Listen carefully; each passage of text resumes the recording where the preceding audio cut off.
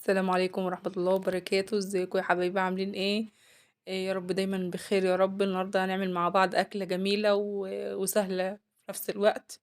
للبنات اللي لسه بتدخل المطبخ أنا بشجعهم إنهم يتعلموا الأكل. طريقته سهلة وبسيطة خالص.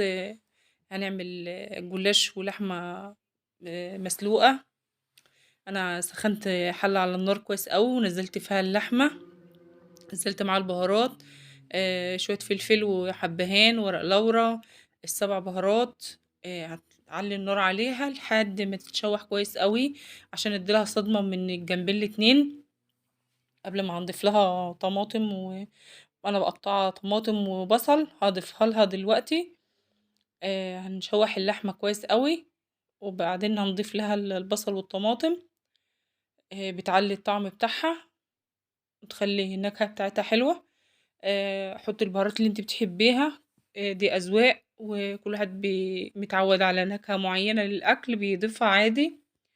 اللحمة ابتدت تاخد تشويحة زي ما أنا قلتلك كده من الجنبين. أنا حاطة مية تسخن جنبي، لأن مبزودهاش إلا بمية مغلية عشان المية الباردة بتوقف سوى اللحمة وبتغير في طعمها. ف بتسخني مية عندك في الغلاية، المية بقى في مية على جنب اللحمة بتسخن. انتي وراحتك زي ما انتي عايزة. المهم ان انا هزودها مية مغلية.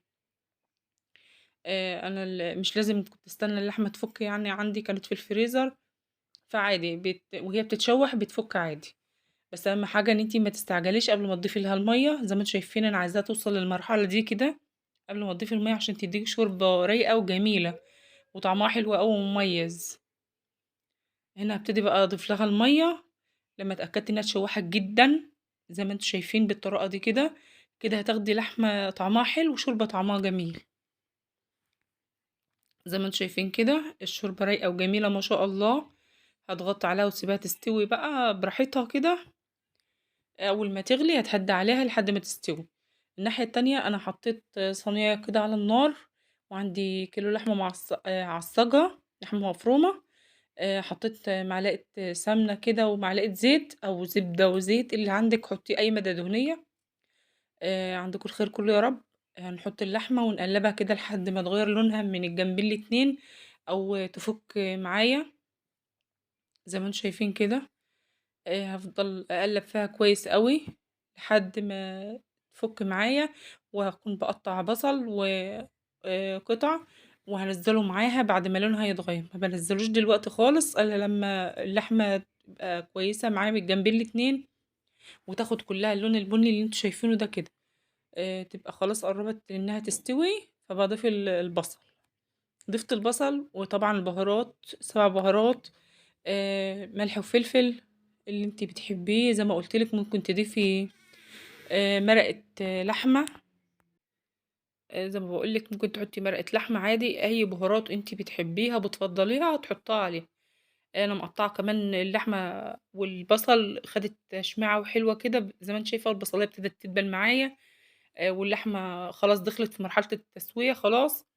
انا بكون مقطعة طماطم، فلفل اخضر، فلفل الوان اللي انتي عندك كله حطيه. بس بصراحة النهاردة ما كانش عندي فلفل الوان كنت هضيفه لها. وممكن تضيفي جزر مبشور بيعلي القيمة الغذائية.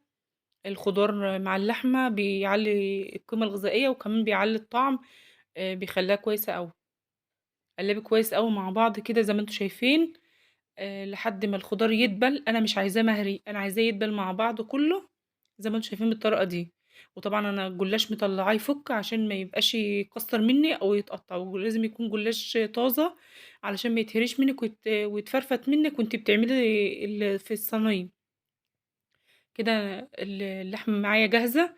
هبتدي بقى ادهن صينيه علشان ارص طبقات الجلاش فيها. دهنتها اي مادة دهنية عندك، عندك سمنة بلدي، عندك زيت، اي حاجة عندك حابة تحطيه فيها. ومسيحة سمنة بلدي علشان هدهن بين الطبقات علشان تبقى كويسة وتورق معاكي. زي ما انت شايفة كده هتظبطي الطبقات. كل طبقتين هنبتدي ندهنهم بالفرشة ونوزع السمنة عليها عشان تخلي الطبقات تورق معاكي. وطبعًا أنا مسخّنة الفرن قبل ما أنا أشتغل فيها، عشان يكون سخن جدًا، لإن أنا الفرن بتاعي ما بيتولّعش من الشواية والفرن مع بعض، فباضطر إن أنا أشغّل الفرن من تحت الأول، يسخن جدًا، الجلاش يستوي من تحت، وبعد كده باطلّعه فوق تحت الشواية ياخد اللون. الفرشة بصراحة أمّا بتدهني بيها بتوزّعي بقى السمنة أو الزبدة، بتخلّيها متساوية وكويسة، وبعدين ما تهدّريش وتاخدي كمية سمنة كتير أو زبدة كتير، بالعكس إن أنتِ لو حطيتِ بالمعلقة أو حطيتِ كده بتبقى خدتِ سمنة كتير وتبقى لقمة الجلاش تقيلة عليكِ شوية.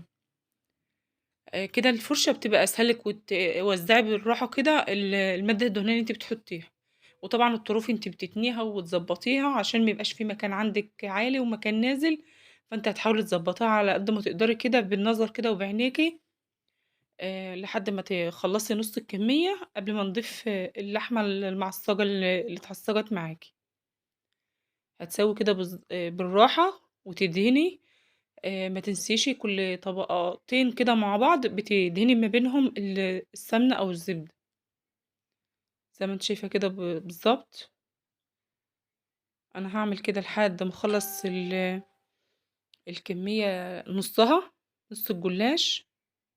ممكن تعمليه على فكرة في صينية مستطيلة عادي، أي حاجة، عادي، أي حاجة اشتغلي بيها، ما تُقفيش. المهم إن أنتِ تشتغلي وتعملي، وعايزاكم تشجعوا كده، باقول للبنات الصغيرة اللي لسه بتبتدي أو البنات اللي لسه متجوزة، عايزاكم تتجدعنوا كده ما تخافوش من المطبخ، وتشجعوا واعملوا كل حاجة، كل حاجة جميلة وسهلة، ربنا يحسن ما بين إيديكم ويصلح حالكم جميعًا وحالنا اللهم آمين يا رب العالمين. في سائل أنا هاقول لكم عليه، أنا باحطه سائل باسميه التشريبة أو اللي باحطه على وش الجلاش ده.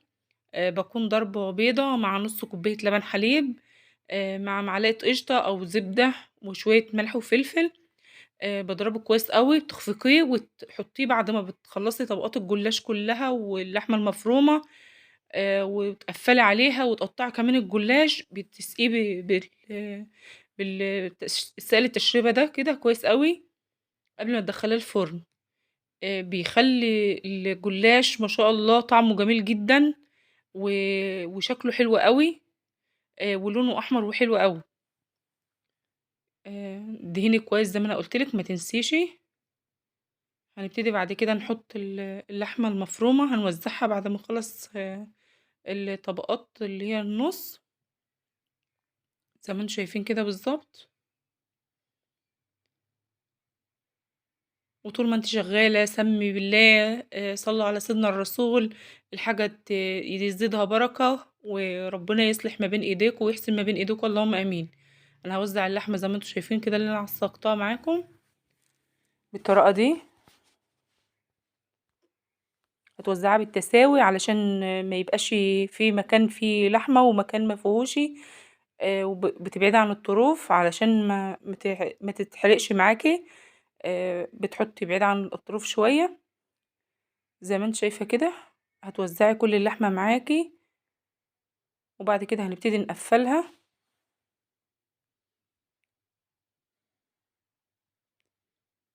وبعدين هنقطّعها بعد ما بنقفّل كويس أوي، ما باقطّعهاش بعد ما بادخّلها الفرن، لازم تقطّعيها قبل ما تدخّليها الفرن علشان ما تتكسّرش وتتهري معاكِ. هنا أنا باقفّل وبادهن طبعًا، بس باجي عند آخر طبقة ما بادهنهاش، باقطّعها الأول زي ما أنا قُلت لِك، وبعدين أنا باقوم حاطّة عليها السائل اللي أنا بتاع التشريبة اللي على الوش، علشان يبقى الجلاش معاكِ شكله حلو. هتقطّعيها بالطريقة دي بقى زي ما أنتِ عايزة، أو زي ما أنتِ حابة بالطريقة اللي تعجبِك، أي حاجة، ربنا يحسن ما بين إيديكم. بالطريقة دي كده قطّعي كويس أوي، ضبّطيها، وتنزّلي السكينة معاكِ لتحت خالص، علشان تتأكدي إن أنتِ قطّعتِ القطعة لتحت، ما تقطّعيش طبقات لفوق وتسيبي اللي فوق اللي تحت مش متقطّعة. نزّلي السكينة معاكِ كويس أوي بالطريقة دي، وتتأكدي إن أنتِ خلاص وصلتِ وتسمعي صوت السكينة مع الصينية.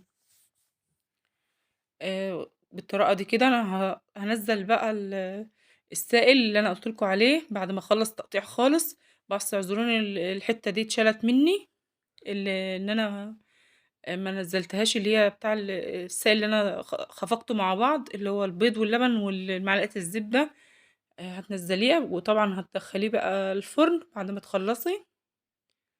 انا دخلته تحت زي ما قلت لكم عشان يحمر من تحت، وبعد كده بفتح عليه الشوايه ياخد لون من فوق بعد ما يستوي من تحت خالص. لو انتوا وصلتوا معايا لحد هنا، يا ريت تفعلوا الجرس وتعملوا لايك وشير لاصحابكم عشان يوصل لكم كل جديد ان شاء الله. تشجيعكم ليا بيفرحني وبيسعدني، الكومنتات بتاعتكم بتسعدني جدا.